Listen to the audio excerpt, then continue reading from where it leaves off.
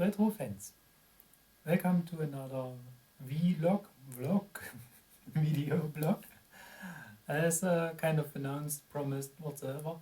And this time it's going to be a very short, update on the progress of my gaming rig. This has sort of been requested, I think, on Twitter. I'm actually not sure. Maybe it was on YouTube as well when I was just talking about it. But yeah, I just want to give you a short update where I am right now, what's going to be my next steps, and where I'm facing some issues and problems. And as you can see, I'm using a whole new recording setup, and it took me quite a while to figure out how I can connect all that stuff, and I'm still not at the end. As you can see, I'm using Droid Cam on Android, and this is actually test version, therefore the next screen and the low resolution. But if this is going to work fine, then I'm probably going to use this. And this is actually my approach. That sorry for all this actually, because I don't want to rebuild another HDMI camera setup, which I have installed at my desk, at my working desk, because it is first not cheap, and second makes a lot of wiring and a lot of setup things, and it's quite messy.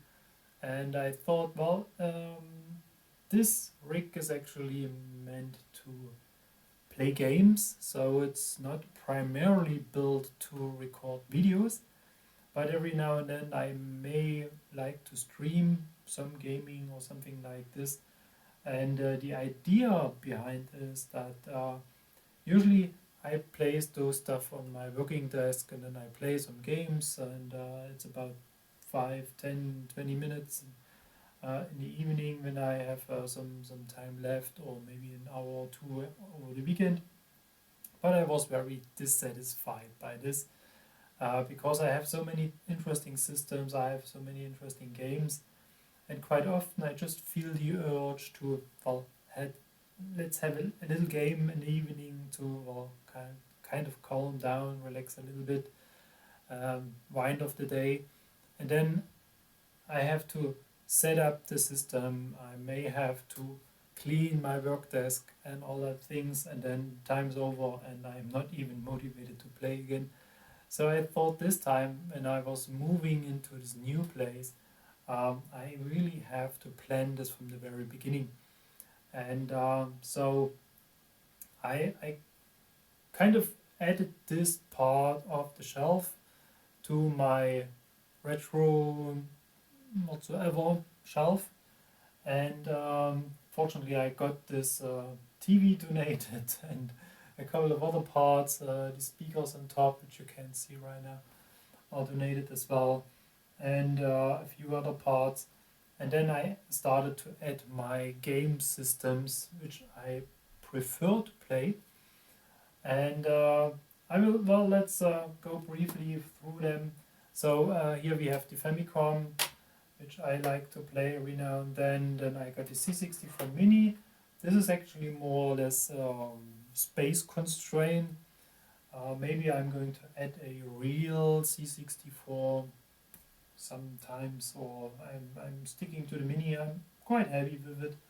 It's not a perfect C64, but for some occasional gaming, it's totally fine. Then here in the background, in the middle, there's a lot of HDMI stuff going on. So I have an input selector, so I actually can switch between 4 different HDMI sources, which are mainly the C64 Mini, the Neo Geo Mini, the Analog NT Mini, and an HDMI and a HDMI capture device for actually composite videos, or YC video. No, composite, yeah, just composite video right now. and this is actually capturing the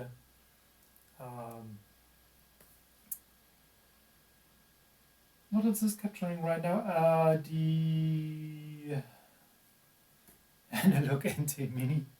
So it's not capturing the analog signal, but we can switch to input 4, and with some delay and some flickering, and hopefully we're going to get a picture. Yep, it is the Atari 2600, and I have an RGB capable composite included SCART input selector here, and I actually double the analog input coming from the 2600. One is going to the TV and one is going to the analog capture HDMI device thingy. So this is not ideal, but the issue I run into is that the RGB modded NES is connected to the same SCART input selector, but this device I'm using is not capable of capturing RGB. So I may have to use the composite output of the NES to go into this capture device, and this is actually interfering with this whole SCART input selector thingy. It isn't working the way I want this, so I really have to come up with an idea how to connect this, or well, I just say, okay, if I'm going to make some gaming streams or something like this, and I'm going to play NES games, then I'm probably going to use the NT Mini anyway. And if I want to capture other analog things like the Namco plug and play TV or the C64 CTV, I always keep mixing up the names. Then I will probably simply plug it into the port I'm going to use and capture the analog signal, so I actually can't switch between the analog inputs to the HDMI converter. But well, yada yada, so many technical jargon, and yep, just continuing the trip. As mentioned already, the Namco plug and play TV I really love, especially Bosconian, which is on here, and the Neo Geo Mini. I really love to play Neo Geo games every now and then, and already mentioned the NES RGB modded with 3 different output types: RGB, YC, and composite, so capable of doing everything with the NES Advantage controller for, well, let's say serious gaming. Then already mentioned the analog NT Mini, my number one for doing almost everything related to 8-bit computing. I'm running the, it's not called the jailbreak, I just forget how it's called, firmware on it, and I'm able to, well, emulate the 2600, for example, if I want to do so, and Game Boy Color, and other things. I can indeed run real cartridges, which is actually something I really love to do. And already mentioned the 2600 Atari, where I'm actually running an original cartridge as well. And here on the bottom of this whole setup, let's yep, stick to this. I got the NES joystick, I got a gamepad, I got another modified Tetris optimized game controller here, and got a couple of NES games in the background. I got my Famicom games here in the box. I got Atari 2600 games here in this box. I need to fit this into this shelf here as well. And yep, as mentioned, the C64 CD TV. Maybe I have to put a sticker on it. And indeed, Atari controllers. And this big bulky thing here is actually a pre-HDMI age DVD slash hard disk player slash recorder thingy. And the reason for this is actually I started to watch Stargate SG-1 again. I got almost the whole DVD collection. I spent a fortune on it. But well, 15 years ago, something like this, I have no idea. And I'm still missing 4 episodes of Atlantis last season. But beside this, I got almost all of them, as mentioned. And for this, I had to add a DVD player. And since I bought this thingy almost at the same time I started this subscription thingy with these Stargate SG-1 DVDs, I found that this is some sort of a nostalgic thingy to add this to the setup. It is bulky, it is noisy, and it is really a little bit terrible to operate.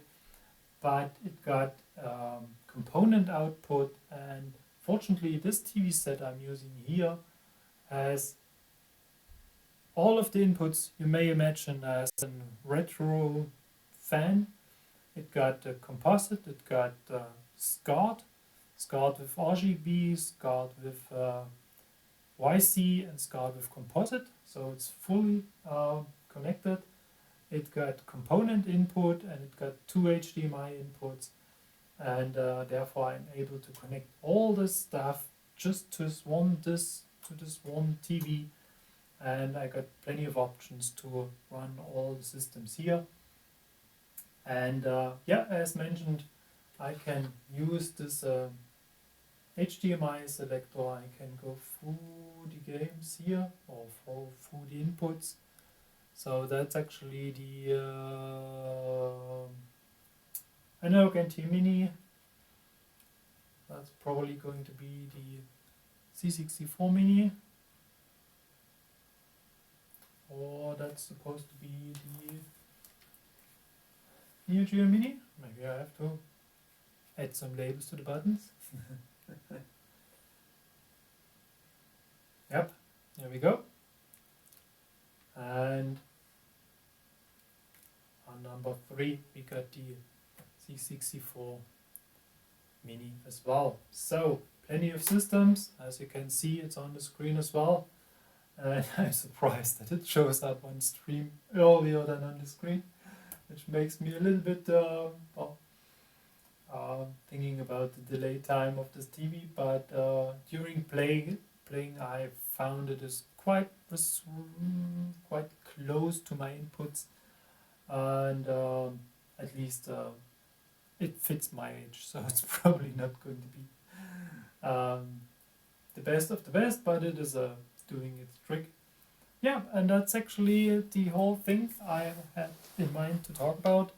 I'm still trying to get this camera thingy sorted, so as you may imagine, this isn't a very comfortable position to play games. Usually I have a little chair here in front of the TV, and then I may place the camera more into the shelf area, something like this. I have to build some sort of a smartphone, how's it called? Is it a holder? Is it a rig? Is it a whatever? Something I put my smartphone into, and then it is actually recording what I'm doing. And I have to figure out whether the Droid OBS camera thingy is worth the money. And I'm using my tablet to control OBS right now. Unfortunately, I can't see what OBS is doing, so I really have to glance over to my monitor. It would be very cool to get the output window of OBS onto the tablet and have some controls on it. That would be really very, very nice. I'm not sure whether there's an application available that's capable of doing so. I can connect this tablet via HDMI to my PC, so I can actually use this as a monitor. But then I need a third device to control OBS because in monitor mode the tablet has no tablet functionality. So as you can see, so many mini nitty gritty details, and one of the main troubles is especially this whole power distribution thingy, which is actually hard to see, which is a stack of cables and power supplies and multiplicators. Well, I don't know how it's called. So if you plug something into your power outlet to have more power outlets, so distributor is maybe a better word for this. And yeah, this is actually quite bulky and it's hard to maintain. And the wiring is a whole mess here on the back, but since I keep changing things, I haven't started to make some nice wiring. So that's really something for the end of this whole setup. And yep, that's I think all for today. Not going to make it too long since, well, it's just a vlog or something like this, just a short video. And I'm looking forward to your comments, and if you like it, just hit the like button, and if you want to see more content, feel free to subscribe. Thanks a lot for watching, and see you for the next episode. Bye bye.